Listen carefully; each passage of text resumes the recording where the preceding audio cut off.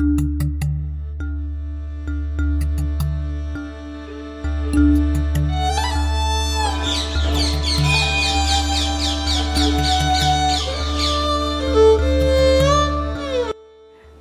છો મિત્રો, હું છું ચૌહાણ અજય, તમારું ગુજરાતી બોસ અડ્ડા ચેનલમાં આપનું સ્વાગત કરું છું।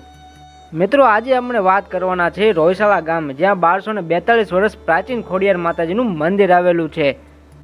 જો તમે અમારી ચેનલમાં નવા હોય તો અમારી ચેનલને સબસ્ક્રાઈબ કરી લેજો અને બેલ આઇકોનને ઓન કરી લેજો, લાઇક કરી દેજો, શેર કરી દેજો અને કોમેન્ટ કરી દેજો।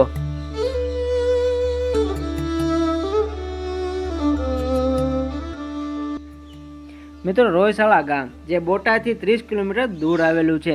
રોયશાળામાં ખોડિયાર માતાજી તેમની 7 બહેનો અને ભાઈ સાથે વાંજિયા મેણું ભાંગવા પ્રગટ થયેલા, જેથી રોયશાળા ખોડિયાર માતાજીનું પ્રાગટ્ય સ્થાન તરીકે કહેવાય છે।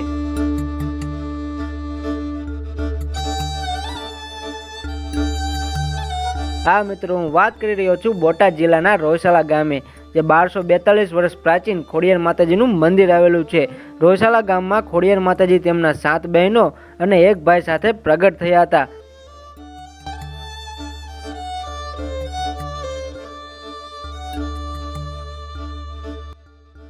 મિત્રો, આજે આપણે વાત કરવાના છે ખોડિયાર માતાજીના પ્રાગટ્ય સ્થાન વિશે। મિત્રો, વાત કરીએ તો માં ખોડિયારમાંના પ્રાગટ્ય વિશે। રાજકવિ મામડિયા નિસંતાન હોવાના કારણે રાજ દરબારમાં તેમને નિસંતાનપણાનું મેણું મારવામાં આવતા, એટલે ચારણે ભોળાનાથની ઉપાસના કરી ભોળાનાથ તો ભોળો છે પ્રસન્ન થઈ 7 ભવ સુધી સંતાનનું સુખ ન હોવાનું કહ્યું, અને કહેવાય છે ભગવાન શિવના શેષનાગને આદેશ બાદ નાગકન્યાઓ રોયશાળા ગામમાં મામડિયા ચારણને ત્યાં સંવંત 835 ચૈત્ર સુદ નોમના પાવન દિવસે હાલનું જ્યાં મંદિર છે ત્યાં તે સમયના મામડિયા ચારણના ઘરે વરખડિયામાં ખોડલ, આવડ, જોગર, તોગર, સાંસાઈ, બીજબાઈ, હોલબાઈ અને ભાઈ મેરખિયાએ અવતાર ધારણ કર્યો છે। હાલ રોયશાળા ગામે ખોડિયાર માતાજીનું ભવ્ય મંદિર આવેલું છે। દરરોજ દૂર દૂરથી ભાવિ ભક્તો ખોડિયાર માતાજીના દર્શન કરવા મંદિરે આવી ધન્ય થાય છે, તેમજ ત્યાંની પ્રસાદી ગ્રહણ કરે છે।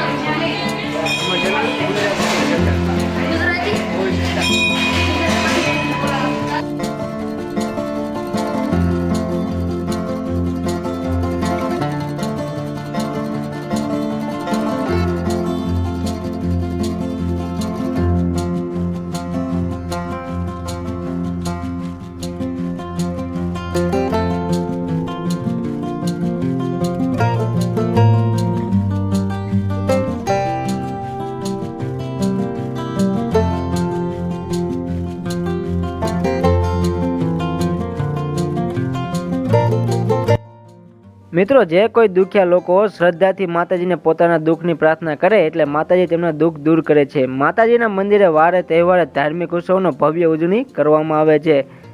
મિત્રો, કહેવાય છે કે રામનવમીના દિવસે ખોડિયાર માતાજીનો પ્રાગટ્ય દિવસ હોવાથી મંદિરે ખૂબ મોટા ઉત્સવની ઉજવણી થાય છે। રોયશાળા ગામ માતાજીનું પ્રાગટ્ય સ્થળ છે, એટલે ગ્રામવાસીઓ પણ પોતાને ખૂબ નસીબદાર માને છે।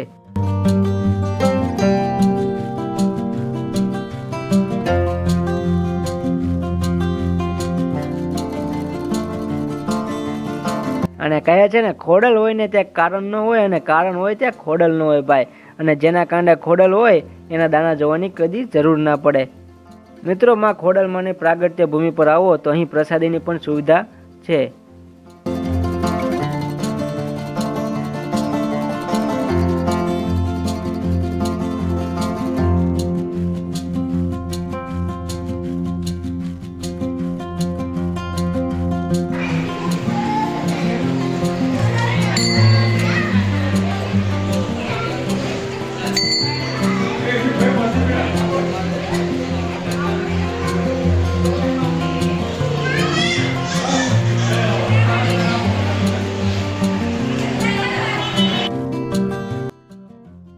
અને મિત્રો હું વાત કરું છું વરખડીના આ વૃક્ષની, જ્યાં માં ખોડિયારમાં સાતે બહેનો સાથે આ વૃક્ષના થડમાં નાગણી સ્વરૂપે પ્રગટ થયા હતા. એવું કહેવાય છે ખોડિયારમાંની મગર વૃક્ષમાં સાક્ષાત દર્શન આપે છે. તમે જોઈ શકો છો વિડીયોમાં.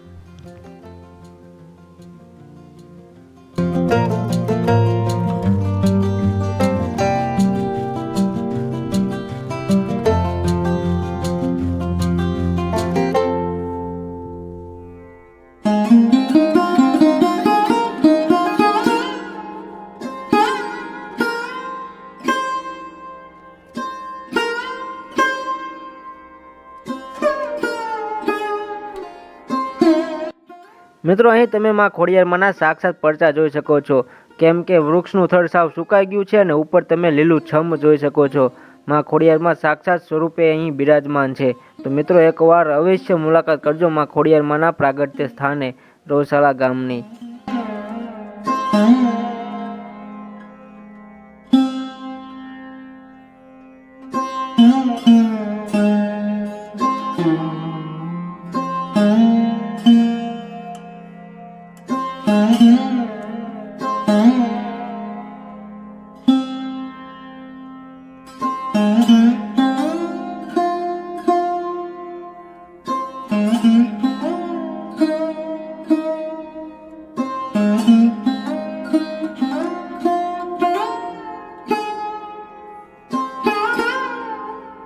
મિત્રો માં ખોડિયારમાંના 4 ધામ, જેમાં રોસાળા ધામ, ગળધરા ધામ, રાજપરા ધામ, માટલ ધામ, એમાંનું આ એક રોસાળા ધામ. એકવાર અવશ્ય મુલાકાત કરો રોસાળા ધામની, જ્યાં માં ખોડિયારમાં સાક્ષાત બિરાજમાન છે.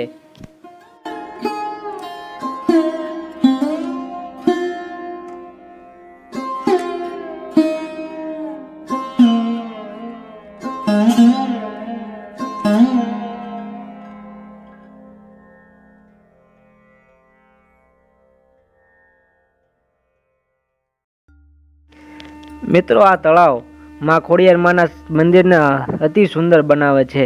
રોસાળા ગામની નજીક આવેલું તળાવની નજીક માં ખોડિયારમાંનું પ્રાગટ્ય સ્થાન.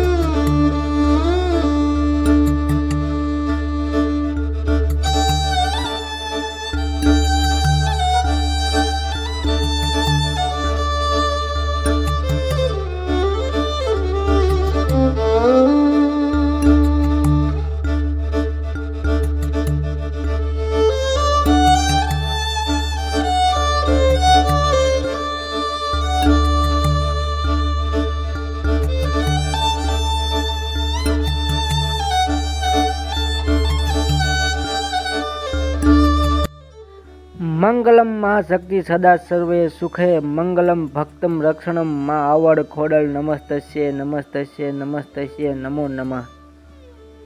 મિત્રો આવી જ નવી માહિતી સાથે આવ્યા જ નવા ઇતિહાસ સાથે ફરી એકવાર મળશું. અમારી ચેનલમાં બન્યા રહો. લાઈક કરો, શેર કરો અને સબસ્ક્રાઈબ કરો.